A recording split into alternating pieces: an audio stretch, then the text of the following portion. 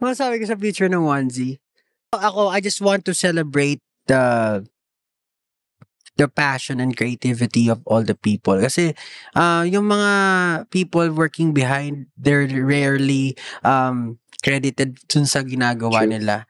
Pag may artist na nasa front, kasi sila lang nakikita mo. Pero before nandyan yung artist na yan sa stage, before niya maipakita yung skills niya and everything, yung awit na, yung song na na-release, merong mga producers, mixing engineers, lahat yan nag-contribute for you to be able to enjoy this kind of entertainment that we have right now. And gusto ko i-celebrate yung talento nila, yung contribution nila dun sa onesie. Kasi Yes. onesie is for everyone. It's not just for artists.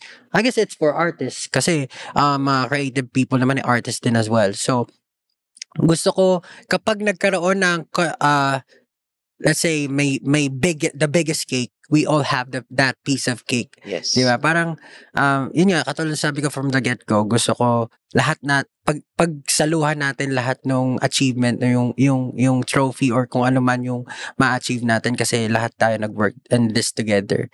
And dun sa onesie, talagang we will set the standard. We will keep on pushing forward kahit na dun sa mga lugar na hindi natin alam, na hindi pa, uncharted areas. Yun, i-risk namin yung mga ganong bagay kasi meron kaming goal. And I know na kapag lumabas ka sa comfort zone mo, dun ka mag-grow. So, yun ang onesie. Yun ang vision ng onesie.